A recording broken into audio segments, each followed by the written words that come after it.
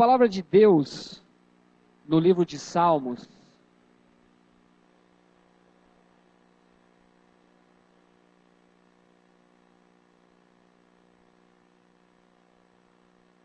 a palavra de Deus no livro de Salmos,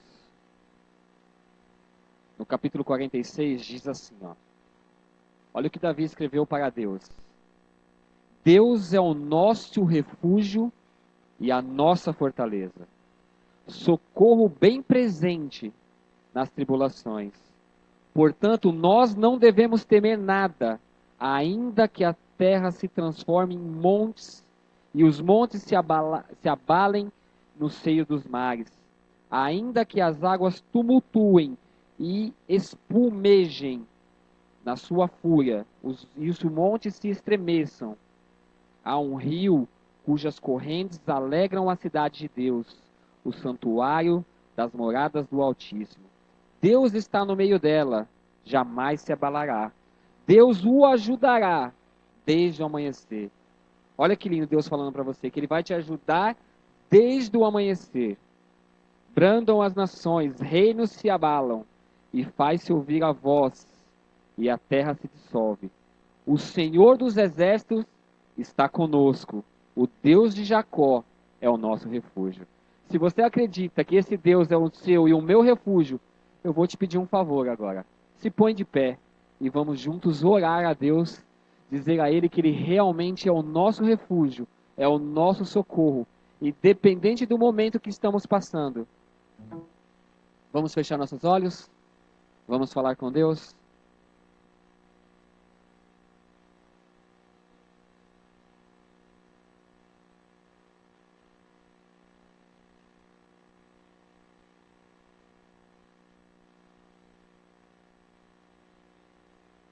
Maravilhoso Deus, estamos aqui diante de Ti, Pai, com o intuito único de louvar e engrandecer o Teu santo nome. Pedimos neste momento, Deus, que o Teu Santo Espírito faça morada neste lugar, mas não só nessas paredes, mas também em nossos corações e mentes. Que esse Santo Espírito possa nos ajudar a entendermos a Tua vontade sempre em nossas vidas. E principalmente, Pai, a partir de agora pedimos remissão dos nossos pecados e através de Ti possamos chegar ao Teu trono de graça. Que o Senhor possa nos aceitar as nossas orações, as nossas súplicas, e que se possa sempre se tornar refúgio em todos os momentos de nossas vidas. Te pedimos como somos, falhos e pecadores, mas te pedimos em nome e por amor de Senhor Filho amado, Jesus Cristo. Amém. Podeis nos assentar.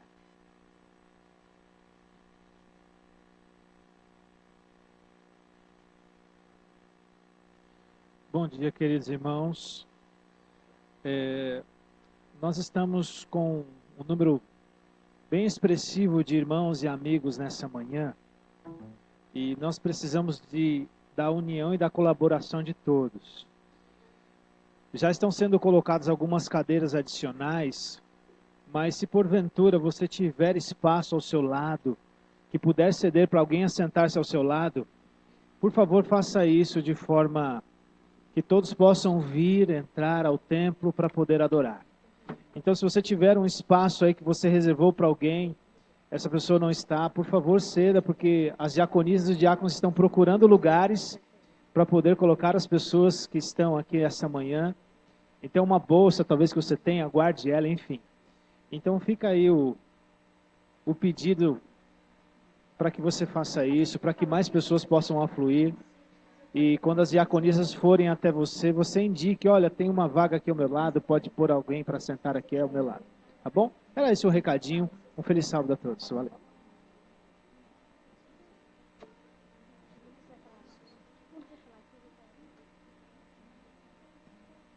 Muito bem. Bom dia, igreja.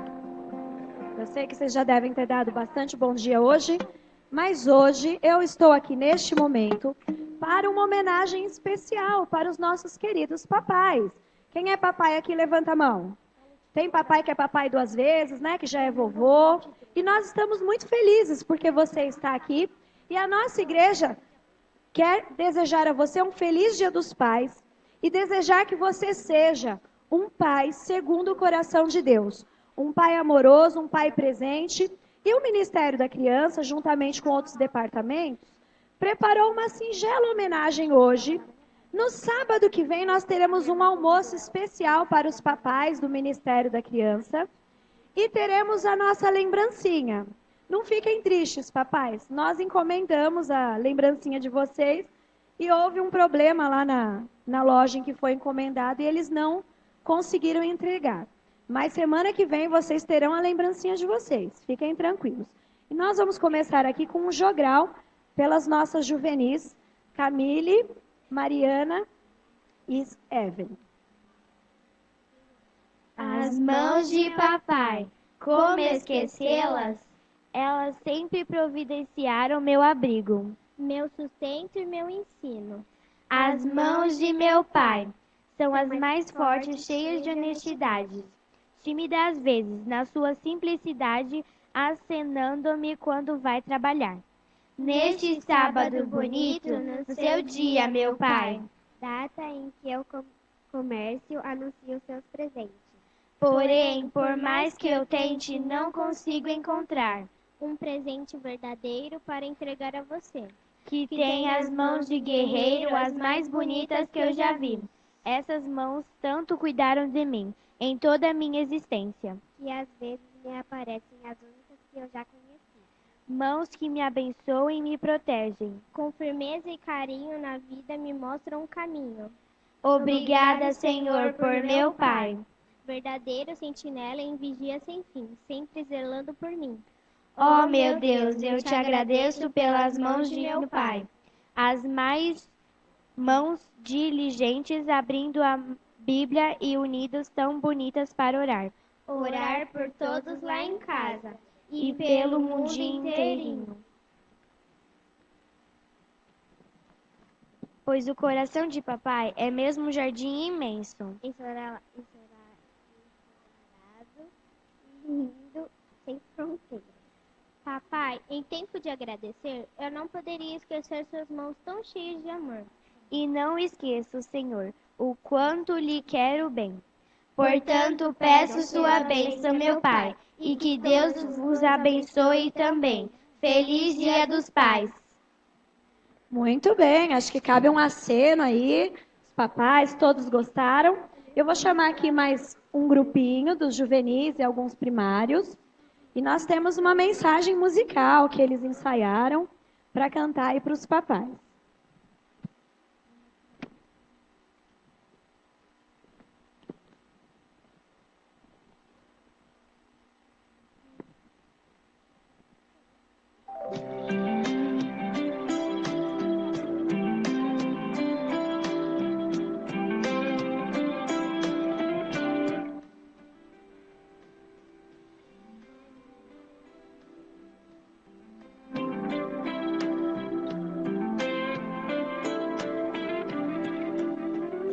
O carinho teu tira qualquer dor. Um abraço teu me traz segurança no meu caminhar. Quando eu chorar, o conselho teu me consola a alma. Pai, amigo de todas as horas, diz a verdade até se doer. Pai, espelho pra minha jornada, mamãe fez bem em te escolher.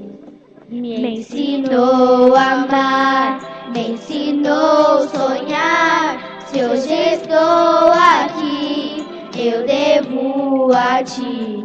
Vi em teu olhar o amor de Deus, transferindo pra mim tudo que eu preciso.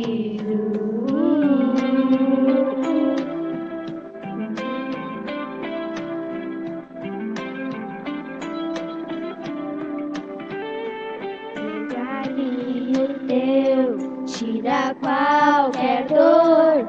Um abraço teu me traz segurança no meu caminhar. Quando eu chorar, um conselho teu me consola a alma. Pai, amigo de todas as horas, diz a verdade até se doer. Pai, espelho pra minha jornada, mamãe fez bem em te escolher.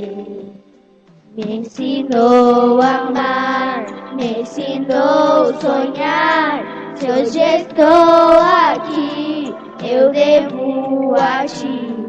Vi em teu olhar o amor de Deus, transferindo pra mim tudo que eu preciso. Me ensinou a amar, me ensinou a sonhar.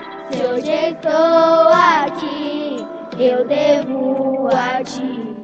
Vi em teu olhar o amor de Deus, transferindo pra mim tudo que eu preciso.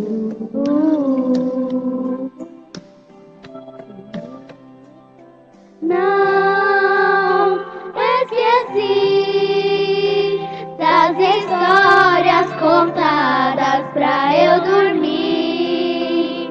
Pai, como é bom me lembrar das canções que cantavas pra mim. Me ensinou a amar, me ensinou a sonhar. Se hoje estou aqui, eu devo a ti. Vi em teu olhar o amor de Deus, transferindo pra mim tudo que eu preciso. Me ensinou a amar, me ensinou a sonhar. Se hoje estou aqui, eu devo a ti.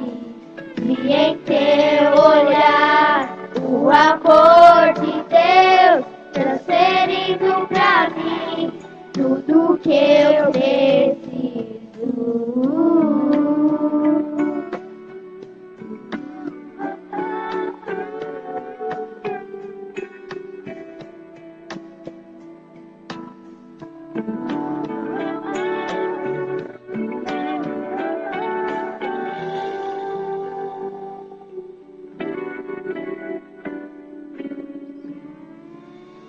Muito bem, que lindo, né?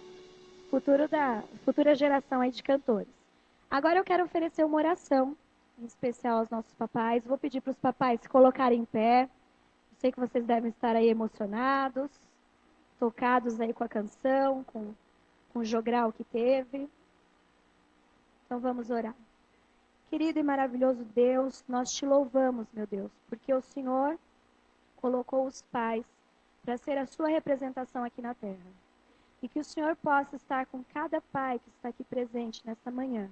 Que o Senhor possa dar-lhes sabedoria, que eles possam ser homens valorosos, sábios, chefes da família, mas que acima de tudo, que eles sejam servos, primeiro do Senhor, depois da família.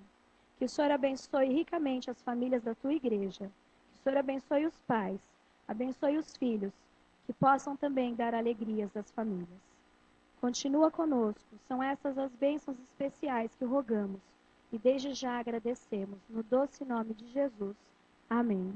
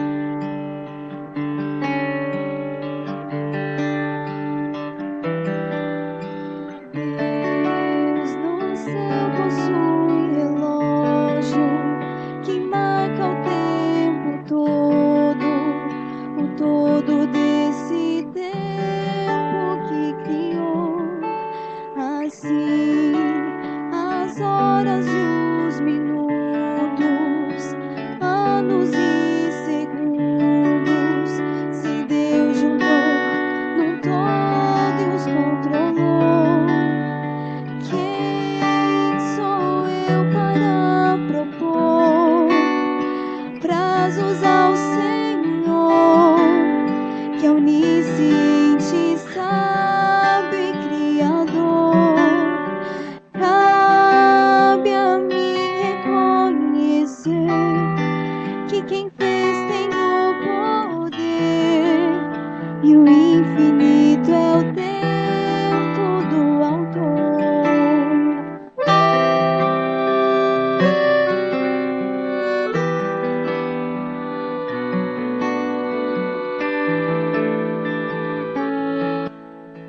Deus dividiu a eternidade, dando a nós alguma parte, para sonharmos com o eterno e imortal.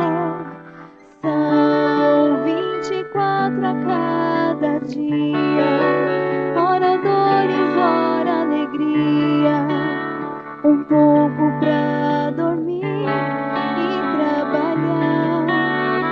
Quem sou eu para propor prazos ao Senhor, que é onisciente, sábio e criador?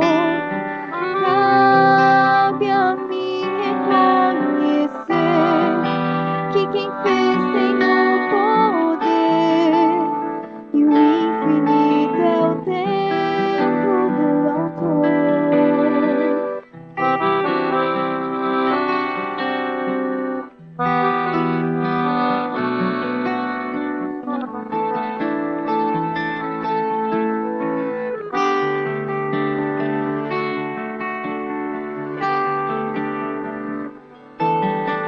O dono do tempo não se atrasa.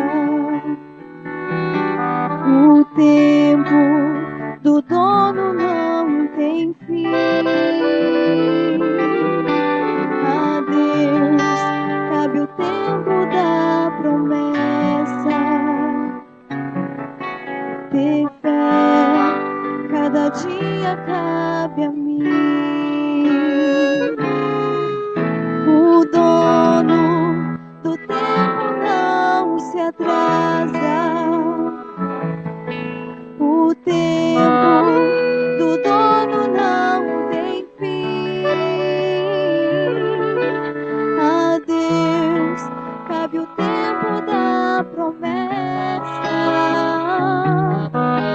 Ter fé, cada dia cabe a mim.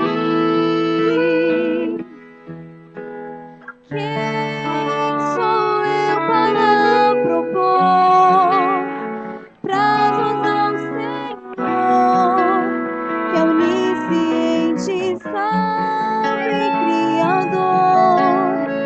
Cabe a mim reconhecer que quem fez tem o poder, e o infinito é o tempo do autor.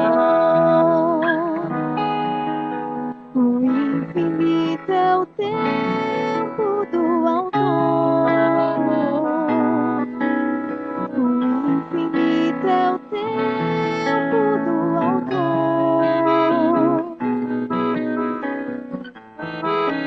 Infinito, infinito, infinito, infinito, infinito, infinito, infinito, infinito, infinito,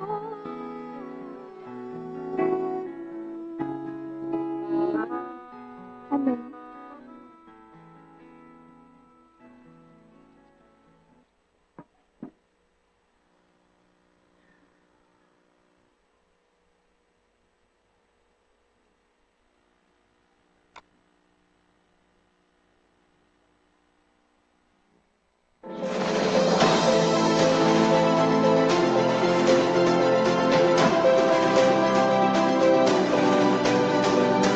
Provai e vede. História de hoje, o pé de mexerica.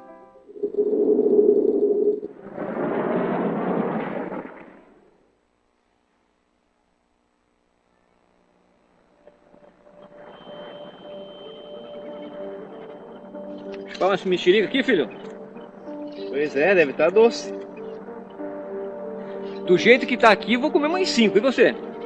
Na minha lerdeza, acho que uma. Ah, uma só? Ah, então eu ganho de você facilmente, né? Deixa eu ver só, provar. Você lembra desse pé de mexerica? Como posso esquecer, filho? Esse pé de mexerica tem uma linda história de amor entre pai e filho. Se não fosse pé de mexerica, talvez eu não estivesse vivo. Mas eu me lembro perfeitamente, quando nós viemos nadando de lá pra cá, eu me agarrei nesse galho aqui, ó, nesse galho aqui, você estava passando aqui, eu puxei você aqui, a água estava levando, eu disse, ó, daqui pra frente, ou nós morremos ou nós vivemos, não vou te largar. Eu lembro aqui da enchente aqui, ó, ela ficou tão alta, cobriu esses pés aqui, cobriu essas árvores aqui assim. E era tão forte a correnteza aqui, que nada parava. Era galho que vinha, tronco, madeira, pedaço de pau aqui. Ficou tão alto, chegou a cobrir até a casa, até o telhado assim.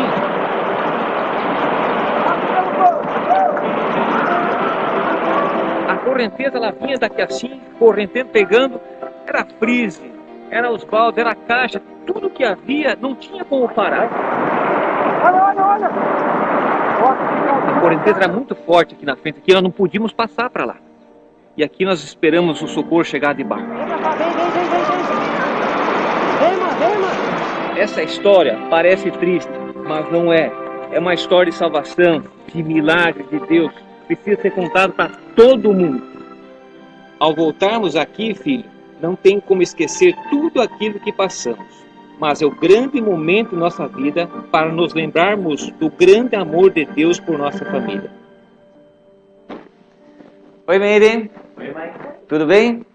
Acabamos de chegar de Morres. Você acredita que as marcas daquele dia ainda estão lá? A natureza está se renovando, assim como nossa vida. Eu estou aqui vendo as fotos, relembrando como tudo aconteceu. No meio do desespero, o amor de Deus se manifestou através de pessoas que nos ajudaram a reconstruir nossa vida. Um a um eles vieram e trouxeram roupas, alimentos, móveis, aparelhos domésticos e até um fogão nós ganhamos. Eu me lembro que naquele momento eu propus um pacto financeiro com Deus por tantas bênçãos que estávamos recebendo. E eu disse para você, pacto do quê? Não temos nada, perdemos tudo. Exatamente. Você disse isso por causa do seu desespero. Porque naquele momento nós tínhamos tudo, a vida, os amigos, a possibilidade de voltarmos à vida normal e o mais importante, a nossa fé estava fortalecida no meio da destruição. A nossa fábrica de polpas e o nosso estoque foram destruídos pela enchente, mas estávamos vivos e dispostos a recomeçar. Hoje, depois de 5 anos, nós triplicamos o nosso pacto. Deus foi muito misericordioso conosco. Nos deu tudo de volta e muito mais. Nos transferimos para Curitiba e aqui recomeçamos o nosso negócio. Com a ajuda de Deus, montamos uma nova indústria de polpas. Melhoramos o nosso produto e temos negócios com grandes supermercados. Queridos irmãos, a beleza desse testemunho é mostrar que Deus está sempre ao nosso lado. Se estamos sofrendo, Ele vem curar nossas feridas. Se estamos felizes, Ele vem comemorar com a gente. Tudo está embaixo do seu controle. Provai e vede. Em reconhecimento e gratidão a Cristo por tudo que Ele é, entregamos os nossos dízimos e ofertas como parte da nossa adoração.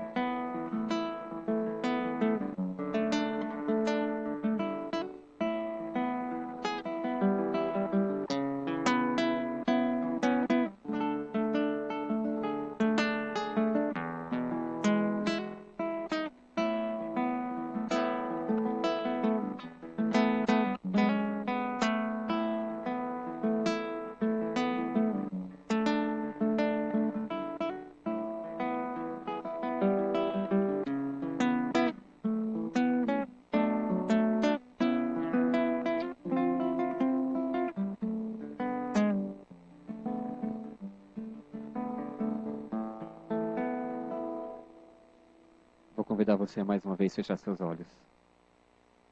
Eterno Deus, aqui estamos, Senhor, mais uma vez, diante de Ti, para lhe entregar, ou melhor dizendo, para devolver aquilo que já lhe pertence.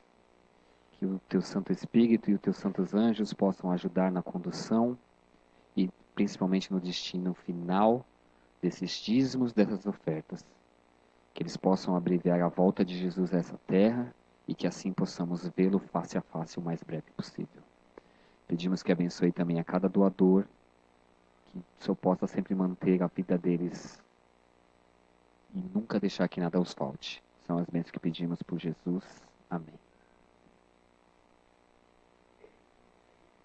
Quando você chegou pela igreja hoje, qual foi a sua primeira atitude?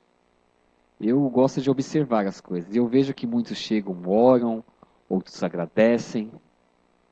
Mas eu vou fazer uma pergunta. Quantos de vocês convidaram o Espírito Santo para estar neste lugar, nesta manhã? E se você ainda não fez, este é o momento. Vamos convidar o Espírito Santo, cantando, para que ele faça morada aqui neste lugar, nos nossos corações e nas nossas mentes também. Vamos louvar o nome de Deus? Vamos convidar o Espírito Santo todos juntos? Com muito entusiasmo.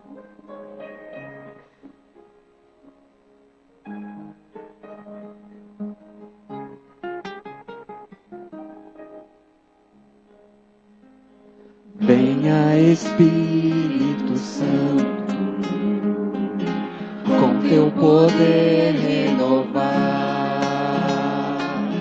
Eu quero ter a vitória. Me purificar,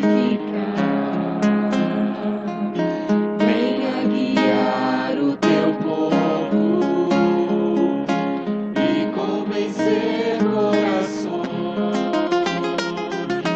para consolar os cansados e libertar das prisões. Venha Espírito Santo, faça morada em mim, traga mais vida pra vida e me batiza enfim, para testemunhar, para usar os teus dons e teus frutos fluírem em mim. Plenitude de ti é o que eu busco ter. Outra vez vou rogar para ti. Venha Espírito, venha Espírito, venha Espírito Santo, com teu poder renovar. Eu quero ter a vitória. Venha me purificar. Venha guiar o teu povo e convencer corações, para consolar os cansados e libertar das prisões. Venha Espírito Santo, faça morada em mim, traga mais vida pra vida e me batiza enfim, para eu testemunhar, para usar os seus dons e teus frutos fluírem de mim. Plenitude de ti é o que eu busco ter. Outra vez vou rogar para ti. Venha Espírito,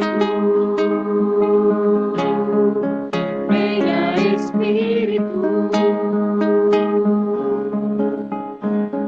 Quero amar as pessoas como Cristo amou. Quero ter comunhão e orar pelo irmão. Quero ler a palavra identidade e mudar atitudes. Vem habitar em mim.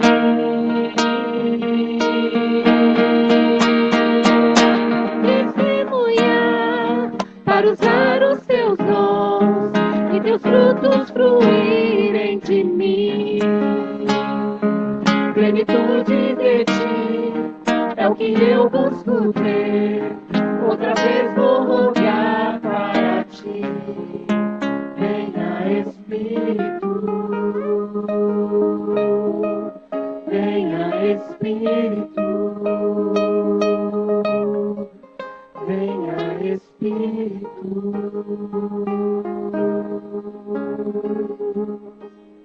Eu acho que é um grande privilégio estar aqui da frente e olhar todos vocês cantando, sorrindo. Muitos de vocês estão sorrindo, sabia? E é muito gratificante olhar daqui da frente. Mas na Bíblia existem inúmeras promessas que Deus fez. E uma das promessas que eu mais gosto na Bíblia é que um dia eu e você vamos conseguir ver Jesus face a face. E se você acredita que um dia você vai ver Jesus face a face, se põe de pé.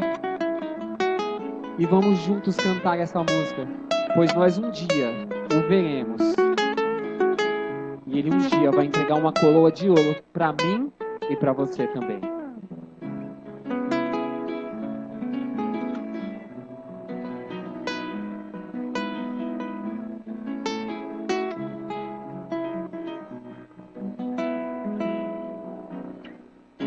Vejo o dia em que verei uma pequena luz no céu, e essa luz aumentará. Milhares de anjos surgirão. Eu creio sim. Ele virá e muito em breve eu subirei para um novo lar, um novo céu. Para sempre eu estarei, feliz eu viverei, verei Jesus. Tá lindo, igreja.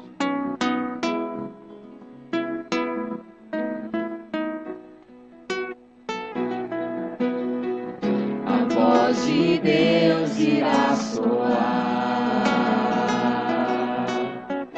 nas nuvens sua glória surgirá. 1000 gerações se encontrarão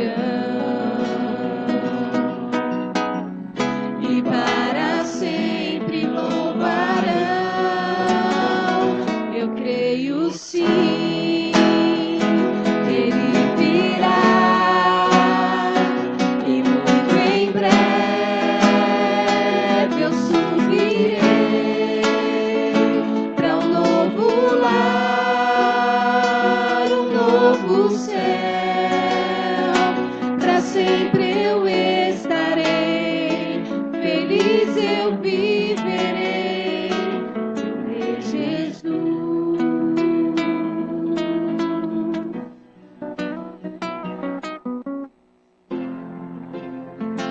Ele virá e muito em breve eu subirei para um novo lar, um novo céu. Para sempre eu estarei, feliz eu viverei. Eu creio sim, que Ele virá e muito em breve eu subirei para um novo lar, um novo céu. Para sempre eu estarei, feliz eu viverei, verei Jesus.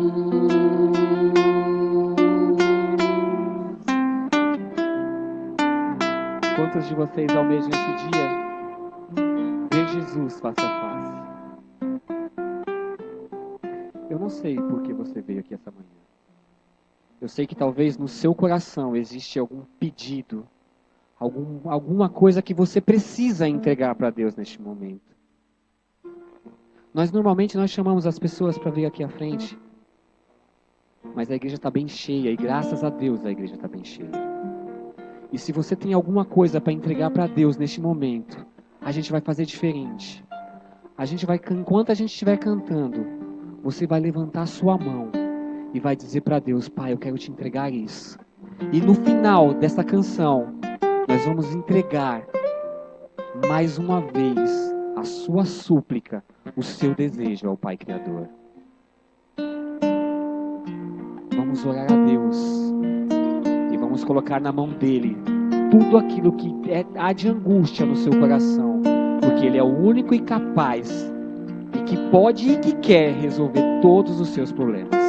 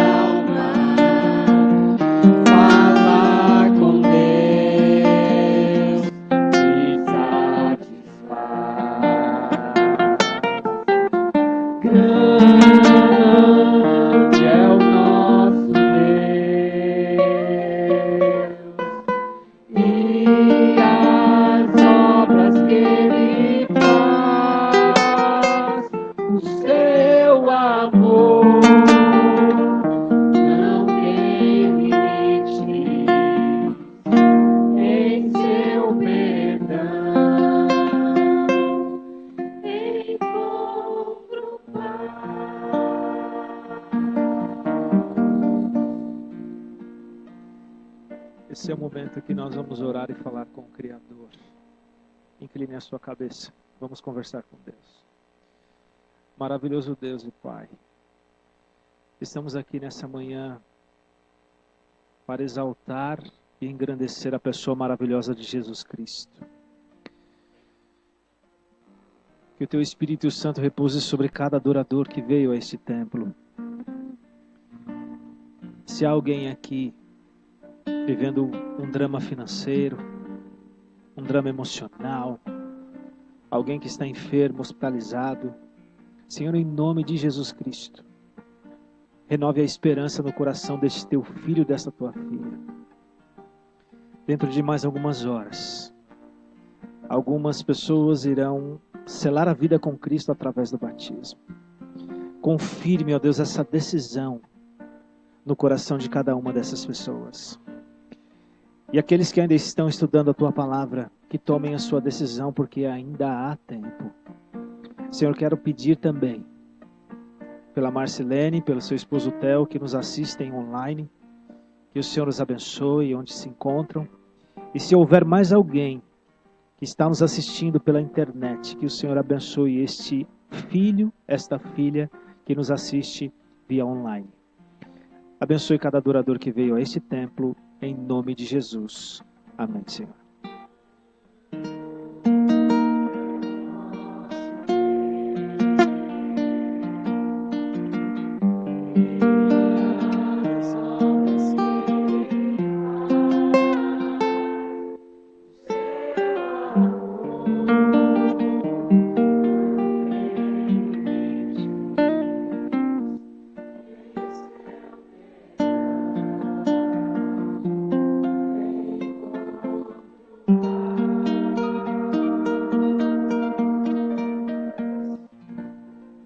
Amém, Senhor.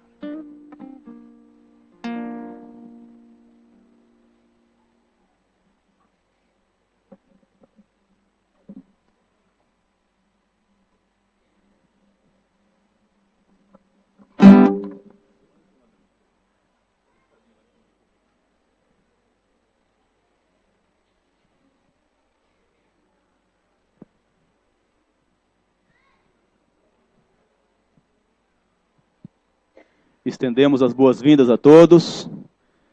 Graças a Deus aqui chegamos.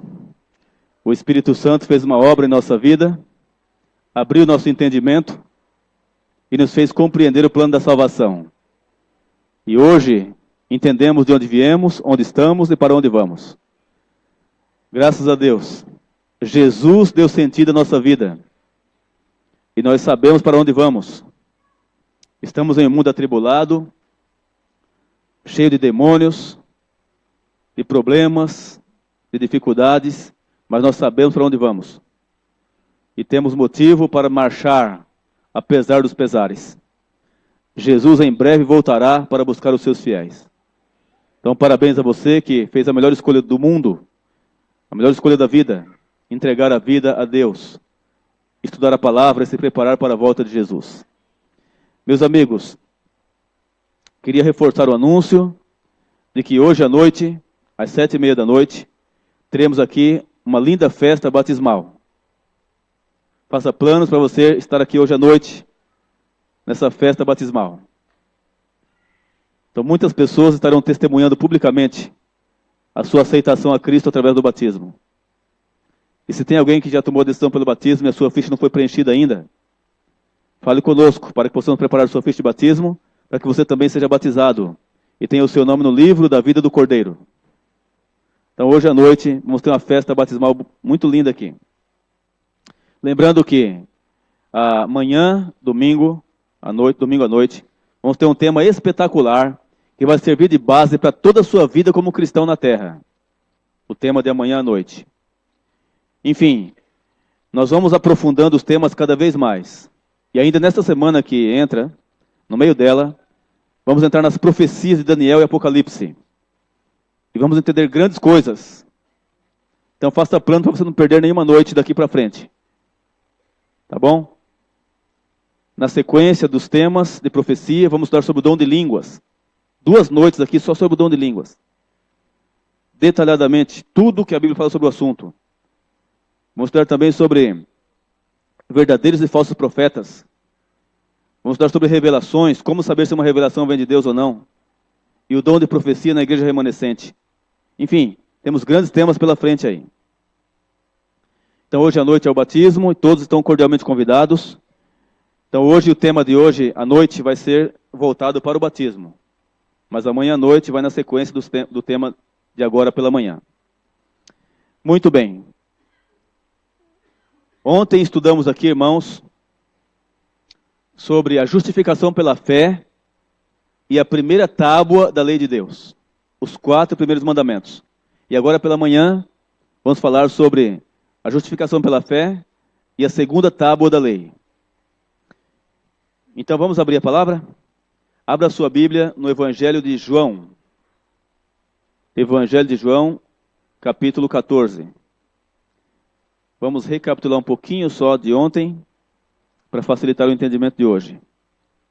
João 14.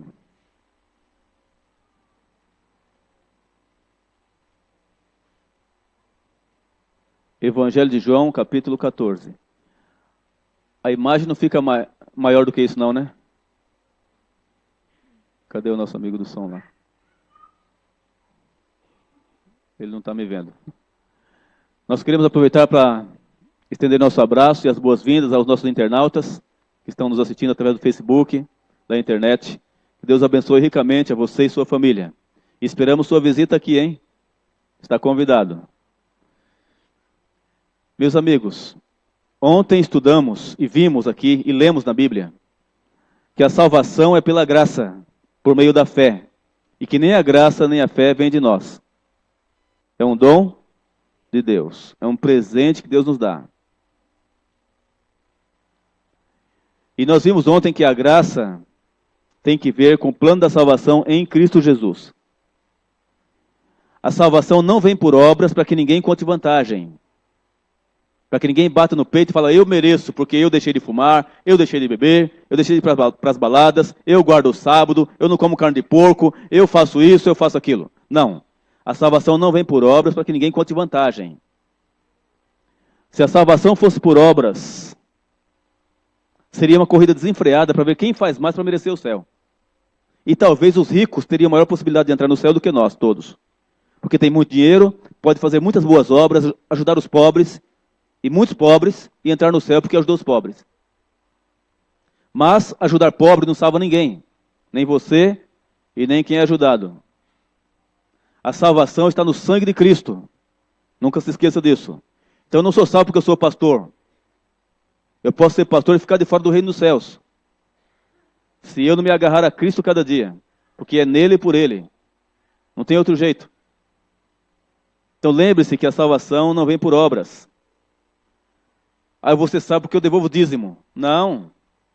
Você pode devolver dízimo a vida toda. Vai morrer perdido devolvendo dízimo. Você pode dar caminhão de dinheiro para a igreja todos os dias. Caminhão de dinheiro. Vai morrer perdido dando caminhão de dinheiro para a igreja. Porque dar dinheiro para a igreja não salva ninguém. Meus amigos, a salvação é pela graça, mediante a fé. É no sangue de Cristo. Agora, vimos também ontem que, quando uma pessoa aceita Jesus de verdade, passa pelo milagre da conversão, aí sim, a vida dele vai ser de boas obras, naturalmente. As boas obras funcionarão como fruto da salvação. Então, notem que ele não vai praticar boas obras para ser salvo, para conquistar o céu, conquistar o favor de Deus. Não.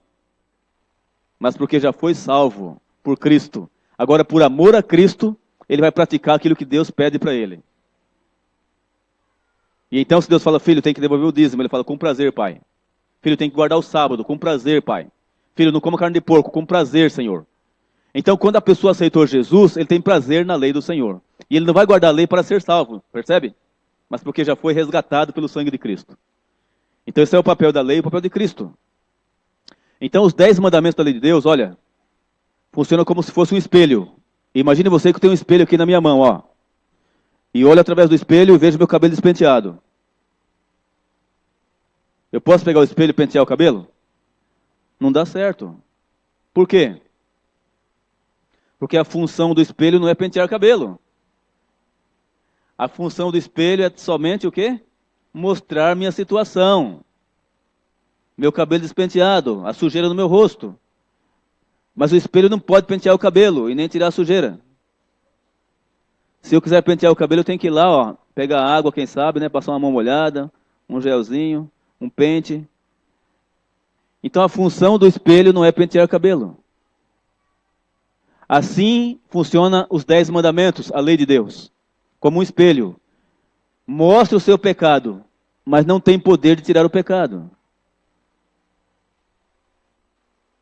Só o sangue de Cristo nos purifica de todo o pecado. Então precisamos entender bem essa questão, para não sermos legalistas. E Jesus falou sobre isso. João 14, versículo 15. Lemos ontem. Diz assim, ó. João 14, verso 15. Se me amais, guardareis os meus mandamentos. Filho, tu me amas? Filha, tu me amas? De verdade? Se me amais, guardareis os meus mandamentos. Então Deus quer que guardemos seus mandamentos por amor a Cristo. Não para ser salvo, mas porque fomos salvos por Cristo. Muito bem. Agora veja o capítulo 15, versículo 21. Aliás, 14 e 21, desculpe, 14 e 21. 14 e 21. Jesus frisou assim, ó. Aquele que tem os meus mandamentos e os guarda, esse é o que me ama. E quem me ama será amado de meu Pai. E eu também o amarei e me manifestarei a ele. Olha o que está escrito aí. Bem específico, né? Aquele que tem os meus mandamentos é esse aí que me ama. Esse aí que guarda meus mandamentos. Ó. Então, a guarda dos mandamentos, irmãos, de Deus, é a prova de que a pessoa ama a Deus. Se a pessoa fala que ama a Deus, Deus é maravilhoso, oh glória, aleluia, mas não quer saber dos mandamentos de Deus, ele não ama a Deus coisa nenhuma. Na primeira carta de João, no capítulo 2, verso 4, diz assim, ó. Aquele que diz, eu conheço a Deus, e não guarda os seus mandamentos, é mentiroso. Não conhece nada. Esse conhecer que fala aí é intimidade.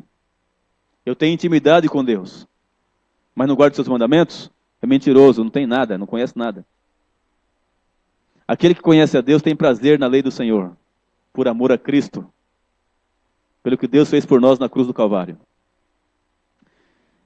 Meus irmãos, ontem estudamos aqui e vimos que os 10 mandamentos da lei de Deus foram escritos por quem? Por Deus ou por Moisés? Por Deus ou Moisés? Mas os 10 mandamentos estão escritos em Êxodo capítulo 20. Quem escreveu o Êxodo? Moisés. E quem escreveu os 10 mandamentos? Muitas pessoas confundem. Os 10 mandamentos da lei de Deus foram escritos pelo próprio Deus. Onde é que Deus escreveu os 10 mandamentos? Em 2 tábuas de pedra. Né? Ele desceu do céu numa montanha chamada Monte Sinai, e ali com o seu dedo escreveu os 10 mandamentos em 2 tábuas de pedra. Escreveu em que língua? Hebraico. E entregou prontinho para Moisés, assim, ó. Moisés recebeu de Deus a escritura de Deus. Os 10 mandamentos. E os 10 mandamentos é um transcrito do caráter de Deus. E qual é o caráter de Deus? Amor, misericórdia e justiça. E os 10 mandamentos, irmãos, é um transcrito do caráter de Deus. Vamos aqui para a tela. Talvez teria que avançar aí, naquele... Eu vou por aqui então, pode deixar. Eu vou por aqui. Isso aqui tudo passamos ontem, né? Aqui. Vamos passar aqui ainda. Aí tem que ir mais ainda. Tudo isso vimos ontem. Ontem nós paramos o assunto aqui. Vamos na parte de hoje. Então, irmãos, os 10 mandamentos da lei de Deus se resumem numa palavrinha só. Qual é? Amor. Veja, Deus escreveu os 10 mandamentos em 2 tábuas de pedra. Na primeira tábua, ele escreveu 4 mandamentos. Na segunda, 6. Estudamos ontem a primeira tábua. E os 4 primeiros mandamentos falam do amor do homem para com Deus. E os 6 últimos falam do amor do homem para com o seu próximo. Então, o amor vertical, do homem para com Deus, e o amor horizontal, do homem para com o seu próximo. Então, no centro da lei de Deus está a cruz de Cristo. Então, os 10 mandamentos se resumem numa palavra só. Amor. É um transcrito do caráter de Deus. Vimos ontem que o primeiro mandamento da lei de Deus tem que ver com lealdade. Lealdade. Porque Deus falou assim, ó, no primeiro mandamento, não terás outros deuses diante de mim. E vimos ontem, né? Que tudo que a pessoa colocar em primeiro lugar na sua vida, está fazendo aquilo o seu Deus. Então, o primeiro mandamento tem que ver com lealdade. O segundo tem que ver com adoração. Porque o segundo mandamento diz que não podemos fazer imagem de escultura e nem nos curvarmos perante elas. Então tem que ver com adoração. O terceiro mandamento tem que ver com reverência. Reverência. Que não devemos tomar o nome de Deus em vão. Porque o Senhor não tem por inocente aquele que toma o seu nome em vão. E o quarto mandamento tem que ver com a santificação. Que Deus escreveu, lembra-te do dia do sábado para o santificar. 6 dias trabalharás e farás toda a tua obra. Mas o 7º dia é o sábado do Senhor teu Deus. Não farás nenhum trabalho, nem tu, nem o teu filho, nem a tua filha, nem o teu servo, nem a tua serva, nem o teu animal, nem o estrangeiro que estiver dentro das tuas portas. Aí ele explica por quê. Porque em 6 dias fez o Senhor os céus e a terra, o mar e tudo que neles há. E ao 7º dia descansou. Por isso, o Senhor abençoou o dia de sábado e o santificou. Então, esse quarto mandamento. Estudamos ontem. E tem que ver com a santificação. E agora, irmãos, vamos para a parte de hoje. Êxodo capítulo 20, versículo 12. Aí está o 6º mandamento, o 5º mandamento da lei de Deus. Êxodo capítulo 20, versículo 12. O 5º mandamento. Então aqui é o primeiro mandamento da segunda tábua da lei, que tem que ver com o amor do homem para com o seu próximo. Capítulo 20, versículo 12. Diz assim, ó. Honra a teu pai e a tua mãe, para que se prolonguem os teus dias na terra que o Senhor teu Deus te dá. Irmãos, esse mandamento tem que ver com autoridade. Escutem. Honra a teu pai e a tua mãe. Honra a teu pai e a tua mãe, para que se prolonguem os teus dias na terra que o Senhor teu Deus te dá. Esse mandamento é o único dos 10 que tem uma promessa. Agora, quando fala assim, para que se prolonguem os teus dias na terra que o Senhor teu Deus te dá, que terra é essa que está falando aí, irmãos? Que Deus vai prolongar a vida da pessoa se honrar o pai e a mãe. Essa terra que fala aí, em primeira instância, se refere à terra de Canaã. Canaã, terrestre.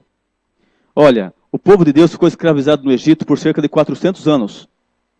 Aí depois orou a Deus, pediu misericórdia, Deus ouviu as orações, converteu o coração de Moisés e de Arão, falou, vai lá tirar meu povo de lá. E eles foram lá e, pelo poder de Deus, depois de 10 pragas, Deus mandou lá, o faraó liberou o povo. E o povo saiu feliz da vida cantando louvores a Deus. E Deus falou assim, vou levar vocês para uma terra que mana leite e mel, onde vocês nunca mais serão escravos de ninguém. A terra de Canaã. E Deus falou assim, aí lá no meio do deserto, indo em direção a Canaã, no meio do deserto, Deus veio do céu, na montanha, Monte Sinai, e escreveu os 10 mandamentos. Mas os 10 mandamentos já existiam antes dele escrever lá, sim ou não? Claro, por princípio. Porque os 10 mandamentos refletem o caráter de Deus, e Deus é eterno.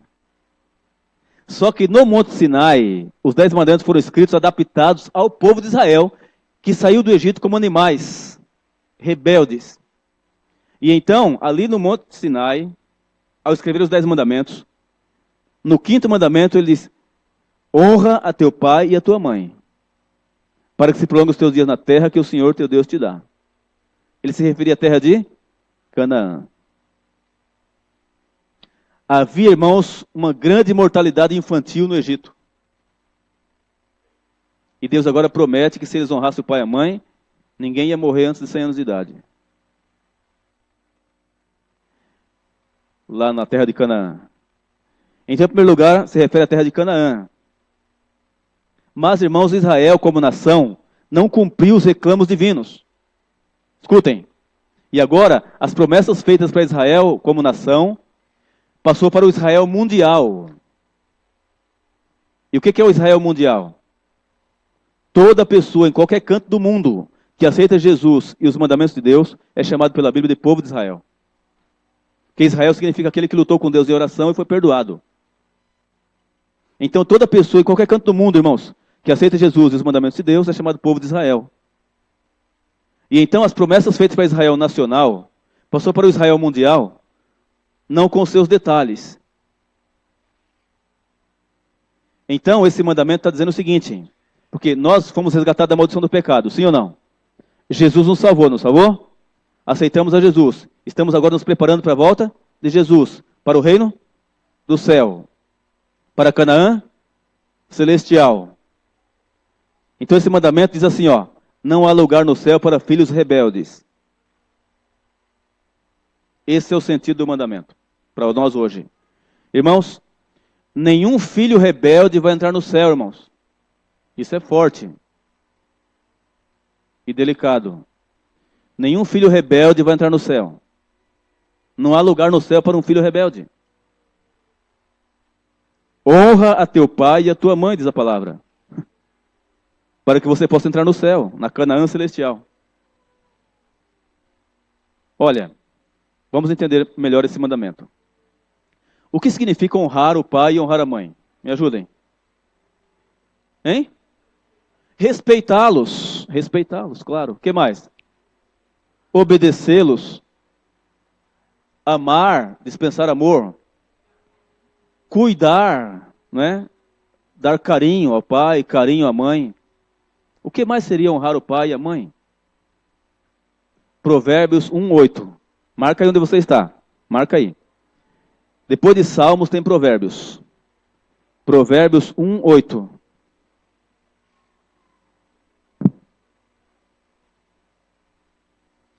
Provérbios 1:8.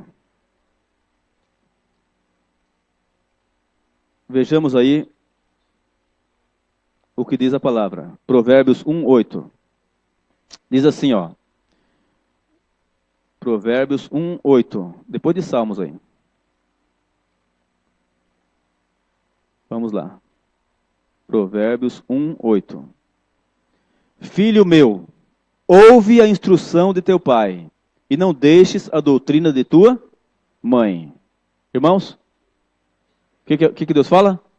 Filho, ouve a instrução do teu pai, e não deixes o ensinamento ou a doutrina da tua mãe. Quando fala ouve, é o quê? Dar ouvidos. Dar ouvidos. Irmãos, Deus diz que nós devemos dar ouvidos ao pai e à mãe. Por quê? Porque o pai e a mãe, quando falam com sabedoria. Falam com peso da experiência de vida. Mesmo que o pai não saiba ler, a mãe não saiba ler. Mesmo que o pai não saiba mexer na internet, não saiba entrar no Facebook. O pai e a mãe, quando falam com o peso da experiência de vida. Eu nunca vi um pai ou uma mãe em sã consciência, irmãos, querer o mal para os seus filhos. Normalmente os pais querem o melhor para os seus filhos. Por isso Deus fala assim, filho, ouve, dê ouvidos aos seus pais. Meus amigos, tem uma fase na vida do ser humano que ele não dá ouvido aos seus pais. Ele dá ouvido a todo mundo lá fora, mas não dá ouvido aos seus pais. Tem uma fase, irmãos, que o filho acha que sabe mais do que os pais. Que fase é essa? A adolescência. A adolescência. Agora presta atenção. Pega uma mãe solteira e verifica quando foi que ela se atrapalhou na vida. Em que fase da vida que foi? Você vai ver onde foi. Exatamente na fase da adolescência, que ela não deu ouvido aos seus pais. Pega uma pessoa que fuma maconha e veja quando foi que começou a fumar maconha. Você vai ver onde é que foi.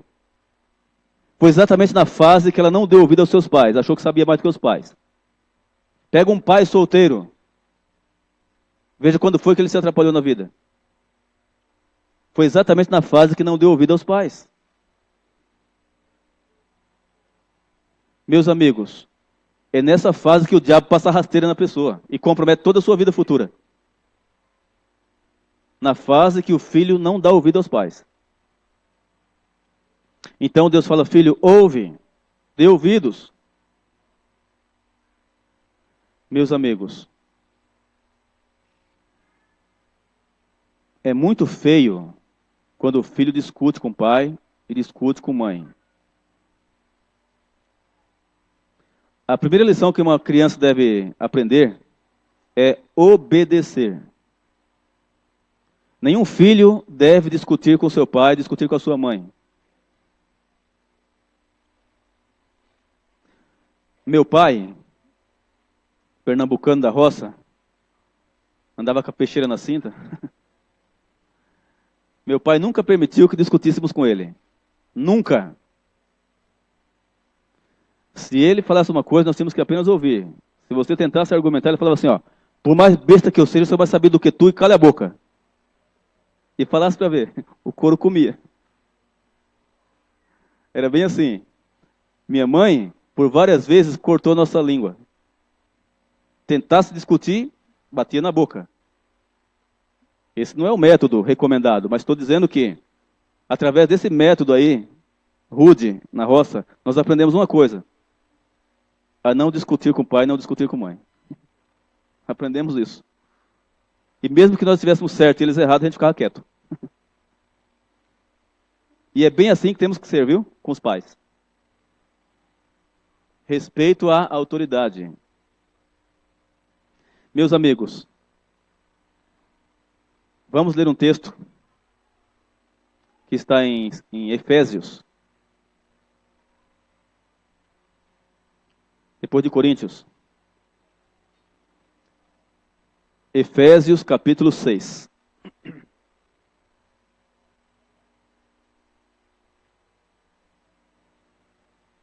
Efésios capítulo 6.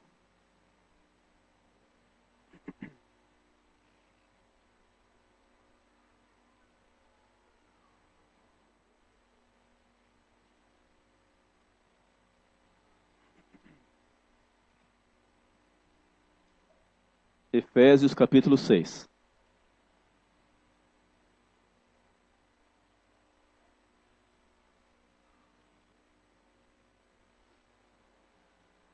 Diz assim, ó, capítulo 6, versículo 4. E vós, pais, não provoqueis a ira a vossos filhos, mas criai-os na disciplina e instrução do Senhor.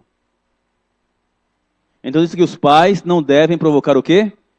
A ira a seus filhos, mas criá-los na admoestação e disciplina do Senhor.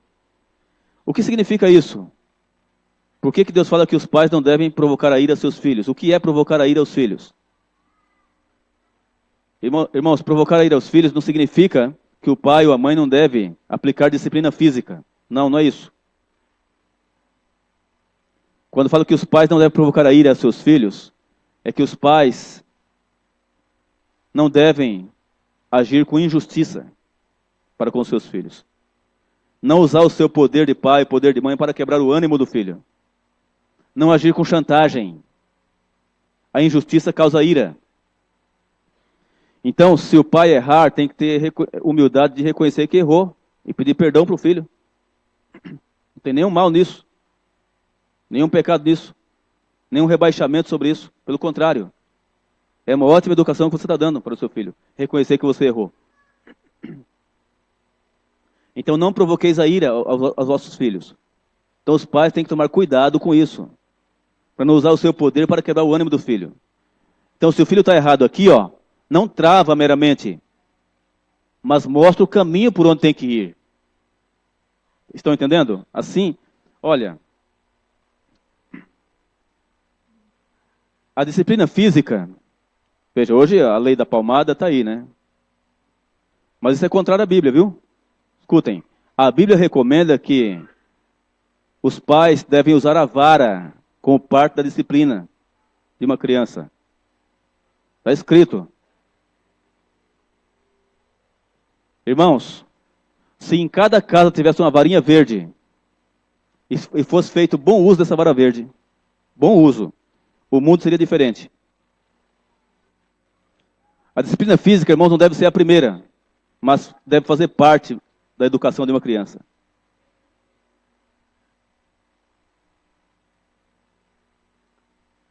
Tem gente que fala assim, ó, pau que nasce torto, morre torto. Já ouviu isso? Nunca foi verdade isso. Nunca foi verdade. Se você pegar uma semente de uma árvore e plantar ela nascer torta, pega uma vara, finca ao lado e amarra. Você vai ver. Vai subir retinha assim a árvore, ó. Vai crescer retinha assim, ó. Mas se você não usar a vara e ela crescer torta, só o fogo mesmo, não resolve mais nada. Ninguém consegue desentortar a árvore. Então, a vara é muito importante. Mas deve ser feito bom uso da vara. Irmãos, uma criança ouve bem, ouve ou não ouve? Melhor do que um adulto. Tem o seu ouvido limpo. Mas muitas vezes os pais, irmãos, não percebem isso. E muitas vezes os pais não querem educar, querem descarregar sua frustração, seu nervosismo na criança. E nisso os psicólogos têm razão quando dizem que não deve aplicar disciplina física. Porque se aplicar disciplina física estando fora de si, irado, nervoso, não vai educar, vai espancar. Estão entendendo?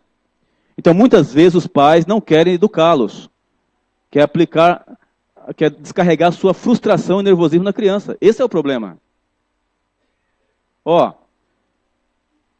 se uma criança, irmãos, está fazendo uma coisa errada, que compromete o presente e o futuro, então o pai tem que ter sabedoria, a mãe tem que ter sabedoria para educar e direcionar. Mas o que acontece muitas vezes? A mãe, frustrada, nervosa porque está mal realizada no casamento ou não sei aonde. Menino, não faz isso. E o menino continua fazendo. Menino, não faz isso. E o menino contou, eu já falei! E dá um grito assim. A criança se assusta, não é?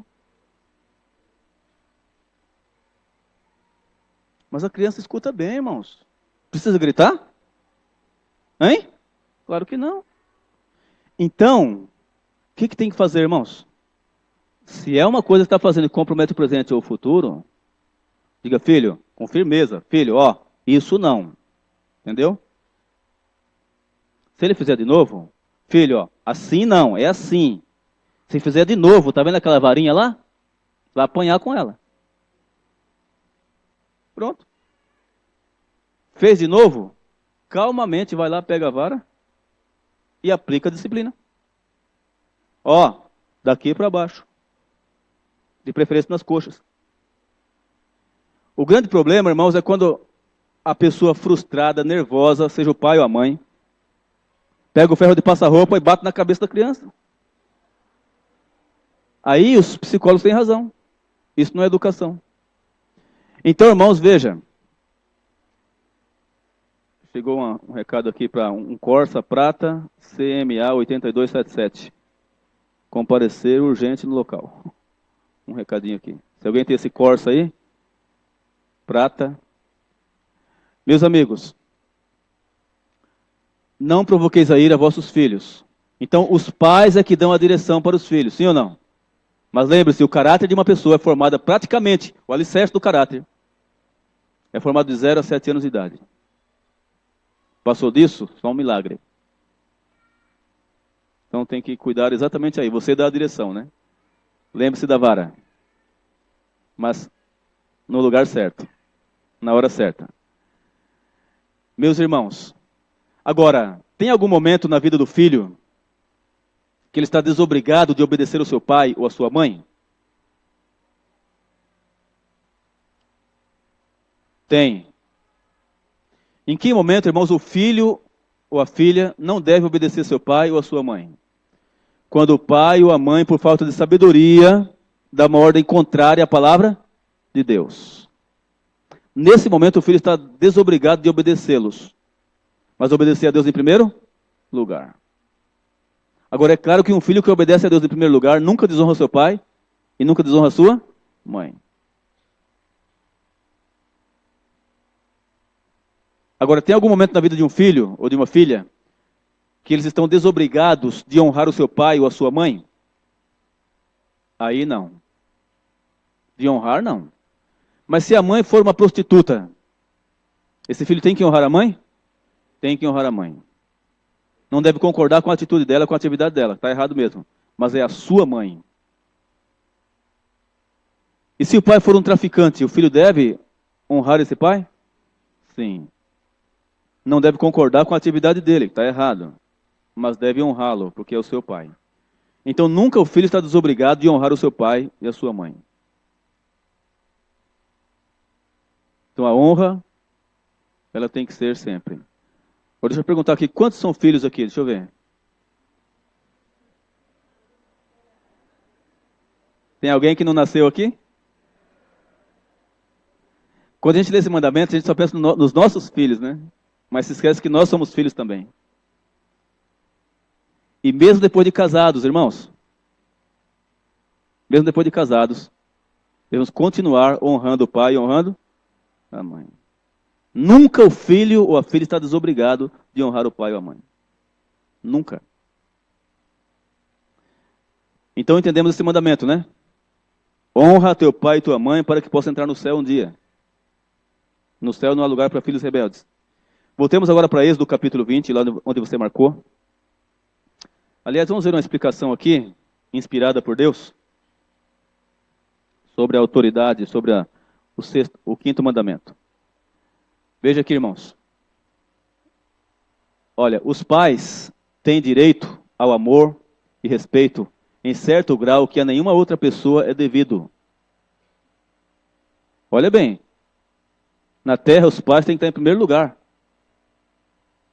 Amor e respeito em certo grau que a nenhuma outra pessoa é devido. Veja aqui, o próprio Deus que pôs sobre eles a responsabilidade pelas almas confiadas aos seus cuidados, ordenou que durante os primeiros anos de vida estejam os pais em lugar de quem? De Deus em relação aos seus filhos. Que responsabilidade, né? Os pais, nos primeiros anos de vida, estão em lugar de Deus para os seus filhos. Veja aqui. E aquele que rejeita a lícita autoridade de seus pais, rejeita a autoridade de quem? De Deus. Olha, este mandamento exige que os filhos não somente tributem respeito, submissão e obediência a seus pais, mas também lhes proporcionem amor e ternura, aliviem os seus cuidados, zelem de seu nome e os socorram e consolem na velhice. Está vendo? Agora chegamos no 6º mandamento, que tem que ver com amor. Êxodo 20, versículo 13. Diz assim, ó: não matarás. Esse mandamento é fácil de entender, né, irmãos? Não matarás.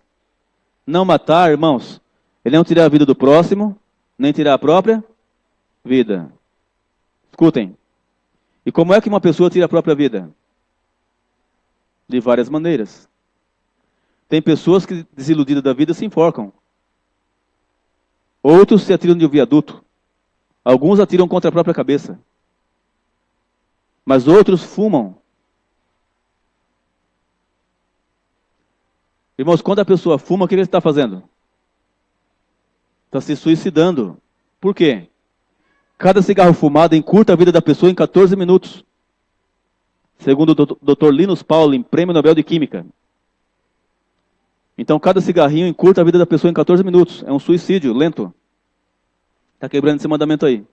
A pessoa que bebe bebidas alcoólicas, irmãos, cerveja, cachaça, uísque, cidra, vinho, enfim. O que ele está fazendo? Ele está quebrando esse mandamento aí, ó.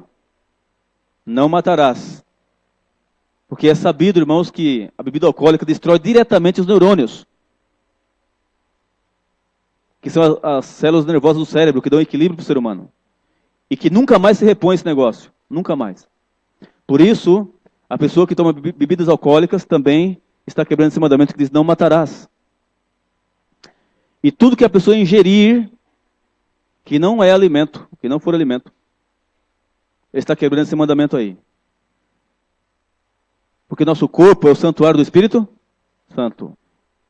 E não devemos, irmãos, enfiar no nosso corpo aquilo que não é alimento. Vamos agora ver o aprofundamento disso. Marca aí onde você está. E vamos para a primeira carta de João, no capítulo 3, verso 15. Perto do Apocalipse. Primeira carta de João, capítulo 3. Vejamos o versículo 15.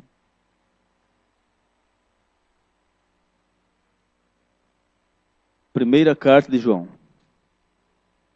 capítulo 3, verso 15. Não matarás. Está escrito assim, ó. Todo aquele que odeia a seu irmão é o que, irmãos? Hein? Assassino. E vós sabeis que nenhum assassino tem a vida eterna permanente em si. Então aqui está outra maneira, irmãos, de quebrar esse mandamento que diz: não matarás. É quando a pessoa odeia a outra. Por que quando uma pessoa odeia a outra está quebrando esse mandamento? Porque quando a pessoa odeia, o que ele deseja para o outro? Hein? Que morra. Por isso que o ódio é assassinato considerado.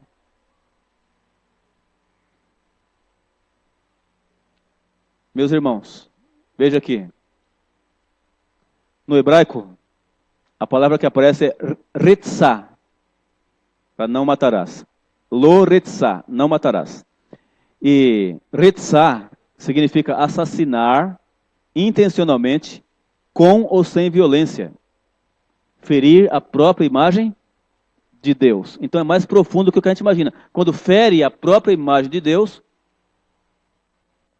está quebrando esse mandamento. Quer ver? Veja aqui. Todo ato de quê? De injustiça que tendem a abreviar a vida. o espírito de ódio e vingança, ou a condescendência de qualquer paixão que leve a atos ofensivos aos outros, ou nos faça mesmo desejar-lhe mal. Qualquer que aborrece seu irmão é assassino. Uma negligência egoística de cuidar dos necessitados e sofredores. Toda condescendência própria ou desnecessária privação, ou trabalho excessivo com a tendência de prejudicar a saúde. Todas essas coisas são em maior ou menor grau violação do 6º mandamento. Não matarás. Agora chegamos no 7º mandamento. Eu estou indo um pouco rápido porque o tempo nosso está curto, né? Volta para Êxodo capítulo 20, versículo 14. 7º mandamento. Tem que ver com a pureza. E diz aqui, ó, não adulterarás. Irmãos, o que é o adultério? Tem 3 tipos de adultério, irmãos. Escutem. Existe o adultério físico, o adultério mental e o adultério espiritual. O que é o adultério físico? O adultério físico é o sexo sendo praticado fora do casamento criado por Deus. Como é o casamento criado por Deus? Entre macho e fêmea. Então Deus criou o relacionamento sexual, colocou prazer no sexo, para ser praticado entre macho e fêmea. Então, quando existe um relacionamento homossexual, está fora dos planos divinos, percebe? Está quebrando o mandamento de maneira física. Quando 2 homens se relacionam como se fosse marido e mulher, ou 2 mulheres se relacionam como se fosse marido e mulher, o relacionamento homossexual está fora dos planos do casamento criado por Deus, compreende? E mais, Deus criou o casamento monogâmico. O que é isso? Deus criou o casamento entre um homem e uma mulher. Deus criou um homem para uma mulher para um homem. Esse é o casamento criado por Deus, monogâmico. Quando o homem se relaciona com outra mulher, sem ser sua esposa, está quebrando esse mandamento de maneira física. E quando a mulher se relaciona com outro homem, sem ser o seu marido, está quebrando esse mandamento de maneira física. Porque Deus criou o casamento monogâmico. Então Deus é contrário à poligamia. Ou seja, a mulher ter mais de um marido, mais de um homem. Ou o homem ter mais de uma mulher. Então, adultério físico. Irmãos, o adultério físico envolve também a bestialidade. O que é isso? Quando o ser humano se relaciona com animais. Então, não adulterarás. Quando acontece o adultério físico, irmãos, causa uma tragédia muito grande na família. Quando 2 jovens solteiros estão namorando, né, o rapaz e a moça, e praticam sexo sem ser marido e mulher, sem morar como marido e mulher, estão também quebrando esse mandamento. Não adulterarás na parte física. Então, resumidamente, não adulterarás na parte física é quando a pessoa pratica o sexo fora do casamento criado por Deus. Agora, o que é o adultério mental? O adultério mental, irmãos, envolve a lascívia, envolve o planejamento, envolve a pornografia, envolve a masturbação. O adultério mental. O que é a lascívia? É a sensualidade fora dos padrões divinos. Porque a sensualidade só não é pecado entre marido e mulher nos parâmetros divinos. Fora disso, é pecado. E você percebe, irmãos, que o mundo todo gira em torno do sexo, da sensualidade. E tem pessoas, irmãos, que são viciadas em pornografia. E tem arruinado muitos casamentos, muitas famílias. Muitos casais têm se separado por causa da internet. Por causa das redes sociais. Muitos casais. Então notem que a masturbação é pecado. Por quê? Porque a masturbação não substitui, irmãos, o relacionamento sexual normal. E mais, mexe com as correntes elétricas do cérebro. E Deus fala conosco por onde, irmãos? Exatamente pelas correntes elétricas do cérebro. E a masturbação atrapalha as correntes elétricas do cérebro. Traz muitos males físicos e mentais. E atrapalha a vida espiritual. Então, o adultério mental tem que ver com o planejamento, com a lascívia. Foi por isso que Jesus falou assim, quando um homem olhar para uma mulher com intenção impura no coração, já adulterou com ela. E vice-versa, se a mulher olhar para um homem com intenção impura no coração, já adulterou com ele. Então, perceba que o adultério vai além do ato praticado. Agora, o que é adultério espiritual? O adultério espiritual é a pessoa, irmãos, não tirar tempo cada dia para adorar o Criador. O dia tem quantas horas? 24. 24 horas. Divide por 3. 8. 3 vezes 8, 24. Então você tem 8 horas para dormir. 8 horas para trabalhar. E sobra quanto tempo? 8 horas. E nesse tempo que você faz? Então, quando a pessoa não tira tempo para adorar o Criador cada dia, ele vai fazer qualquer outra coisa. E nisto está o adultério espiritual. Então, não adulterarás. Veja, este mandamento proíbe não somente atos de impureza, mas pensamentos e desejos do quê? Sensuais. Ou qualquer prática com a tendência de os excitar. A pureza é exigida não somente na vida exterior, mas nos intuitos e emoções secretos do coração. É profunda a coisa, não é? Veja aqui, ó.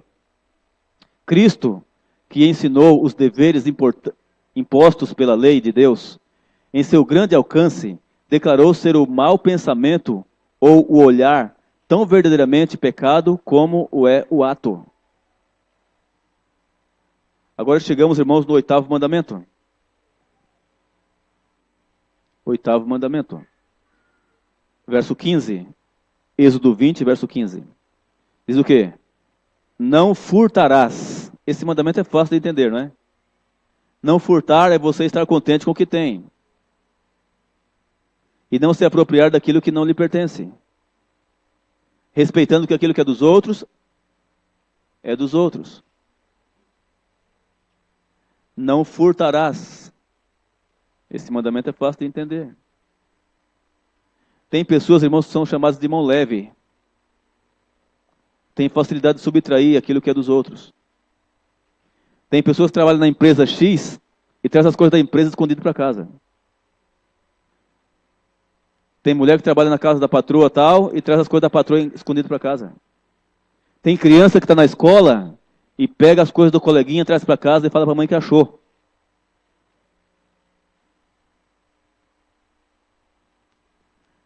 Deus quer que nós sejamos contentes com aquilo que temos. Com pouco ou com muito. Não furtarás.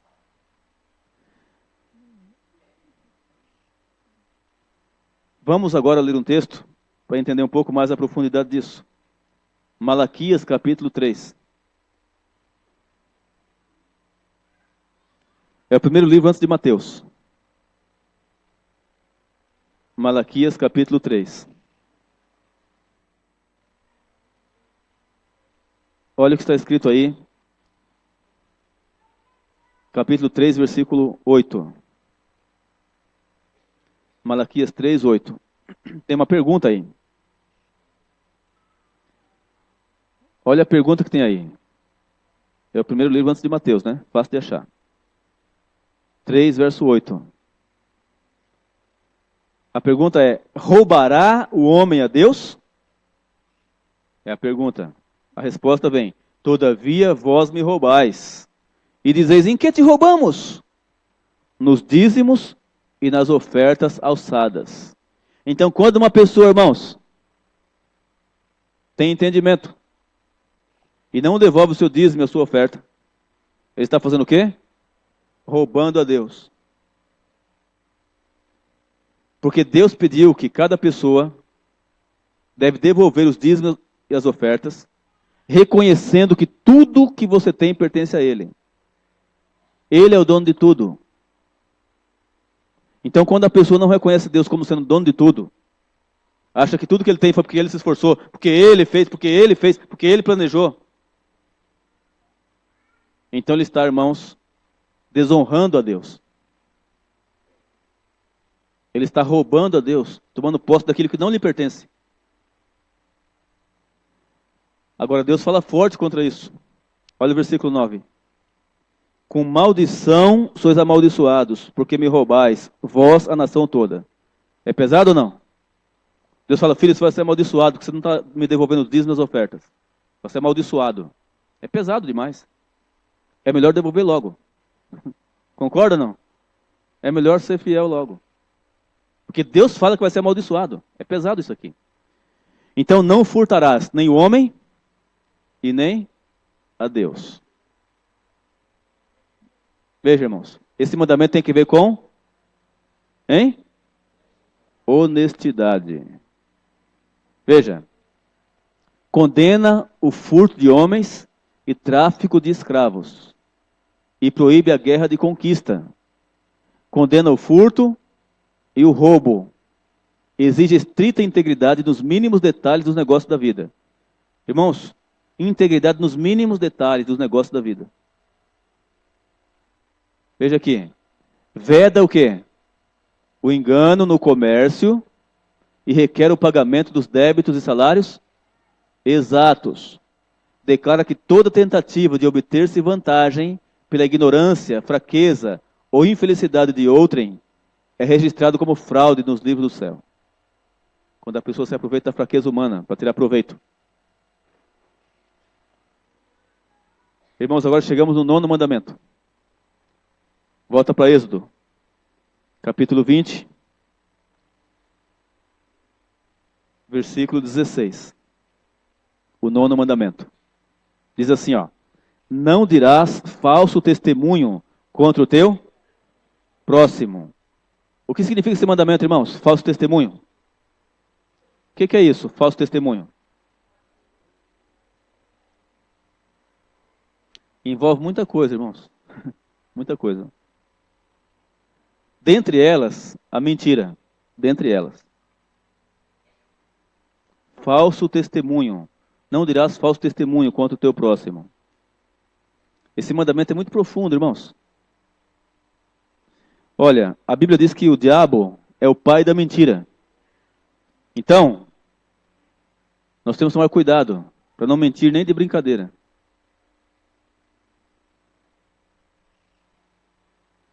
Nem sempre, irmãos, temos que falar. Mas se tivermos que falar, é melhor falarmos a verdade. Mesmo que a casa caia na cabeça. Mas repito, nem sempre temos que falar. Fica quieto. Mas se tiver que falar, é melhor falar a verdade. Ainda que a casa caia na cabeça. Porque quando a pessoa conta uma mentira, para sustentar a mentira, o que ele tem que fazer? Mentir de novo. E depois, mentir de novo. E depois, mentir de novo. E a mentira tem pernas curtas. E quando descobrirem, você perdeu o crédito. Ninguém confia mais em você. Então é melhor falar a verdade. Olha, esse mandamento tem que ver com a veracidade. Veja, inclui todo o falar que seja falso a respeito de qualquer assunto. Toda tentativa ou intuito de enganar nosso próximo. Veja, tentativa ou intuito de enganar nosso próximo. A intenção de enganar é o que constitui a falsidade. Ó, só a intenção já foi. Veja aqui, ó. Por um relance de olhos, por um movimento da mão, uma expressão do rosto, pode-se dizer uma falsidade tão eficazmente como por palavras. Todo exagero intencional, toda sugestão ou insinuação calculada a transmitir uma impressão errônea ou desproporcionada, mesmo a declaração de fatos feita de tal maneira que iluda, é falsidade. É profundo ou não? Pois é. Meus amigos, este mandamento proíbe todo esforço no sentido de prejudicar o quê? A reputação de nosso próximo, pela difamação ou suspeitas ruins, pela calúnia ou intrigas. Então, aí está também a fofoca, percebe? A intenção de prejudicar a reputação de alguém. Os mandamentos são profundos. E diante da profundidade, nos sentimos um trapo de imundícia perante a lei de Deus. Precisamos desesperadamente de transformação, de um novo coração. Sim ou não? Pois é. E agora chegamos, irmãos, no 10º mandamento. E esse 10º mandamento, irmãos, tem que ver com contentamento. Êxodo 20, 17. Diz assim, ó: não cobiçarás a casa do teu próximo, não cobiçarás a mulher do teu próximo, nem o seu servo, nem a sua serva, nem o seu boi, nem o seu jumento, nem coisa alguma do teu próximo. Irmãos, o que significa esse mandamento? Diz, não cobiçarás nada do teu próximo. Hein? Esse mandamento tem que ver com inveja. E a inveja é difícil de explicar, irmãos. Muito difícil. O que é inveja? É difícil explicar a inveja. Só sabe o que é inveja quem está com ela. Porque, ó, eu posso ir na casa do irmão, como é seu nome? Tiago. Eu posso ir na casa do irmão fazer uma visita, e o Tiago tem lá um notebook, um computador bom. E ele fala, pastor, esse computador aqui é muito bom. Não trava, não pega vírus, é um negócio bom. E eu estou precisando de um computador bom. Eu falei, Tiago, então eu vou comprar um igual a esse aí. É inveja? Não. Então a inveja é difícil de explicar, irmãos. A inveja é quando o coração da pessoa arde porque o outro tem. Não é nem porque ele não tem condições de ter. Isso. Fica triste por causa do outro prosperar. Então quando o coração da pessoa arde porque o outro tem. Não é nem porque ele não tem condições de ter. Então é difícil de explicar a inveja. Olha, irmãos. Se a sua amiga for passear lá em Nova York, lá em Dubai, como é que fica seu coração?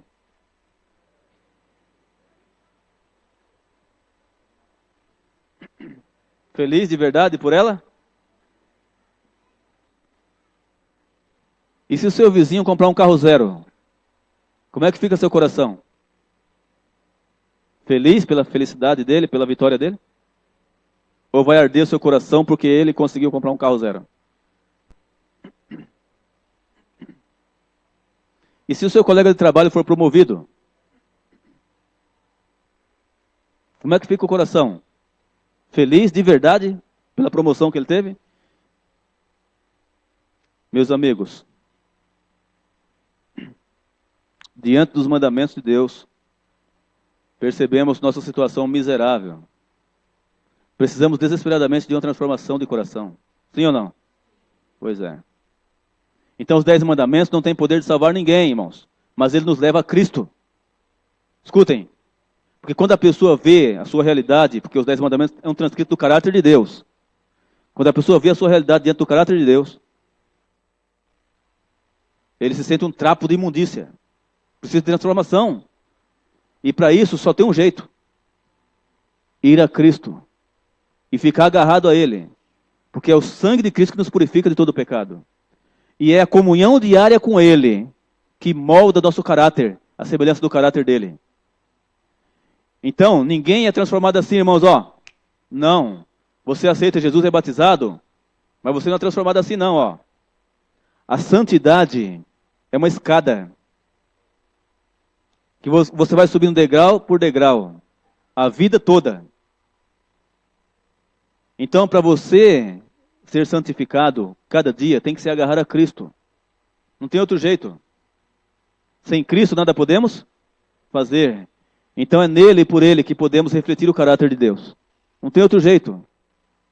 Então cada um conhece seu coração diante da lei de Deus. Cada um sabe o estágio que está diante da lei de Deus. E agora só tem um jeito.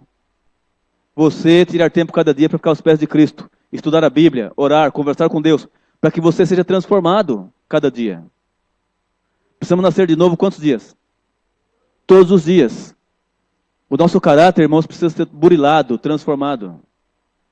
Mas a pessoa que estava no mundão perdida, andava no caminho da morte, agora veio para o caminho da vida. Aí o que acontece? Na comunhão com Cristo, ele falava palavrão lá, não fala mais. Bebia cachaça, agora não bebe mais. Olha só. Ele ia para as baladas, agora não vai mais. Agora, ele abandonou a prática do pecado, mas ele tem a natureza pecaminosa, que nela está orgulho, inveja e egoísmo. E então agora ele precisa se agarrar a Cristo cada dia para que a sua natureza pecaminosa fique sufocada. E que o orgulho não impere, a inveja não impere, o egoísmo não impere. Então o segredo da vitória está em Cristo Jesus. É nele e por ele. Deus está te convidando para que você seja fiel a ele. E possa colocar em prática na vida os mandamentos de Deus, por amor a Cristo. E se agarrar a Cristo, para que você possa refletir o caráter de Deus. E eu pergunto, ao entender esse assunto, você gostaria de orar a Deus e falar, Senhor, tenhas misericórdia de mim? Tenhas compaixão de mim, Senhor. Transforma a minha vida. Eu vou fazer o meu melhor. Vou ficar cada dia aos pés de Cristo, vou tirar um tempo para isso, para que eu possa refletir o teu caráter. Gostaria de orar assim? Quantos gostariam de orar e falar, Senhor, eu quero refletir o teu caráter? Parabéns. Então coloque-se em pé. Vamos orar. Vamos convidar a cantora que vai cantar um hino que diz exatamente isso. Quero ser santo e que Deus me santifique.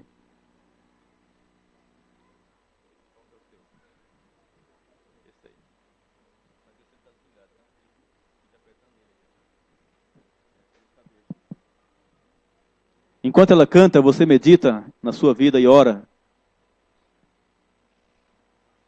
entregando a vida a Deus.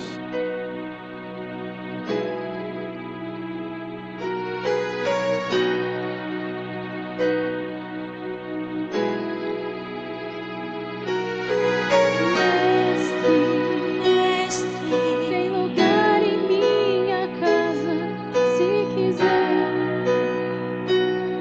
Já bateu em tantas portas que nem sei.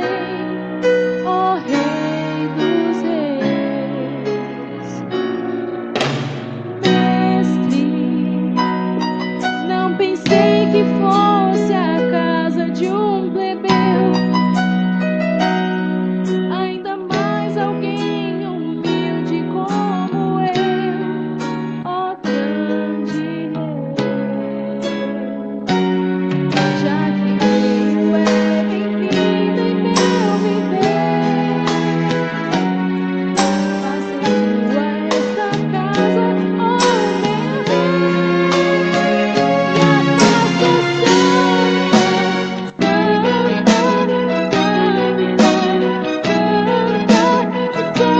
a tua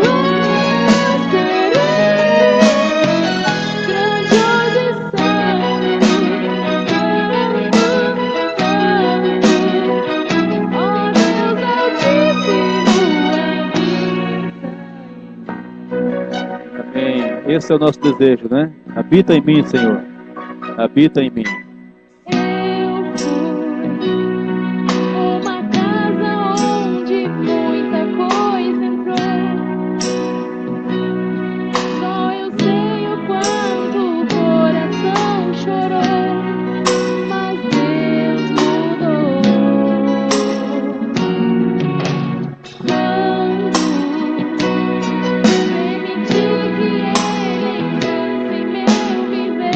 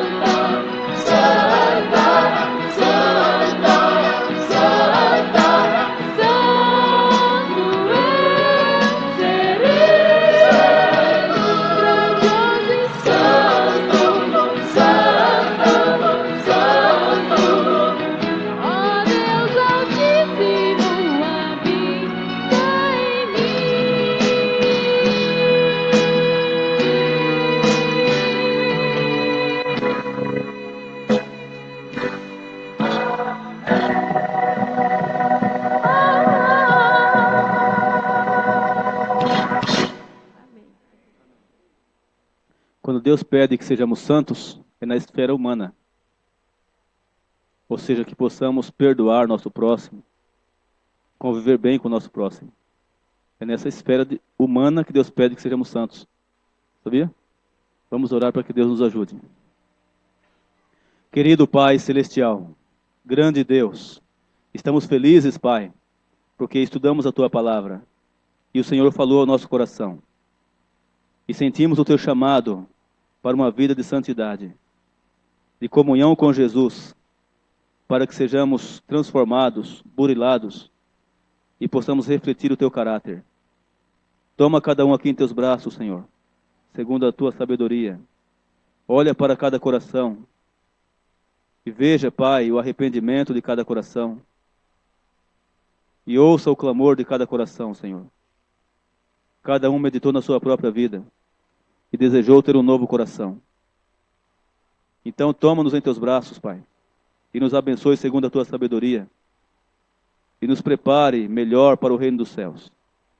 E enquanto Jesus não volta, que cada um aqui, Pai, seja uma testemunha viva do Teu poder. Leva-nos em paz para casa, nos dê um bom almoço, uma boa tarde de trabalhos missionários, e traga-nos de volta à noite para a festa batismal. É o que te pedimos em nome de Jesus. Amém.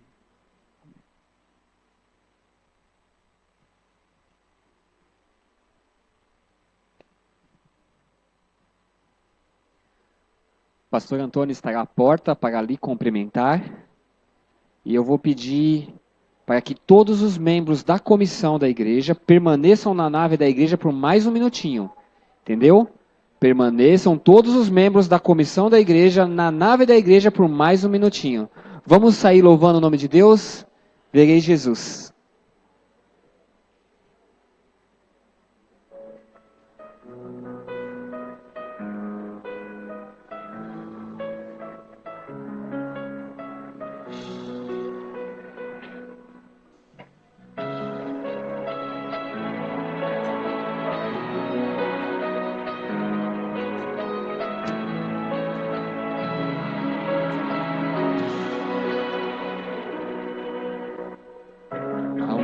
No dia em que verei uma pequena luz no céu, e essa luz aumentará, milhares de anjos surgirão. Eu creio sim, Ele virá, que muito em breve eu subirei para um novo lar, um novo céu. Para sempre eu estarei, feliz eu viverei, verei Jesus.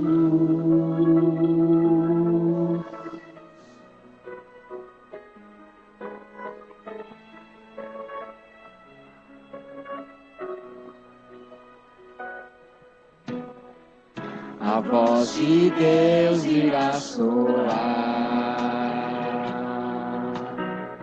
nas nuvens sua glória surgirá, mil gerações que encontrarão, e para sempre louvarão. Eu creio sim, Ele virá, que muito em breve eu subirei para um novo lar, um novo céu. Para sempre eu estarei, feliz eu viverei, verei Jesus.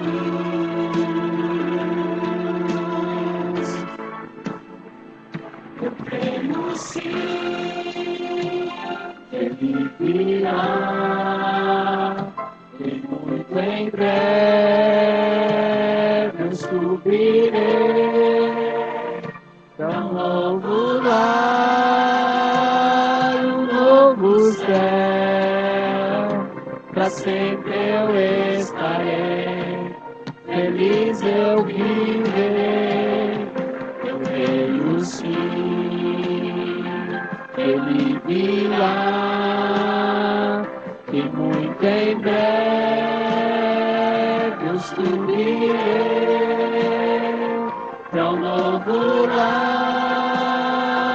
um novo céu, pra sempre eu estarei, feliz eu viverei, Jesus.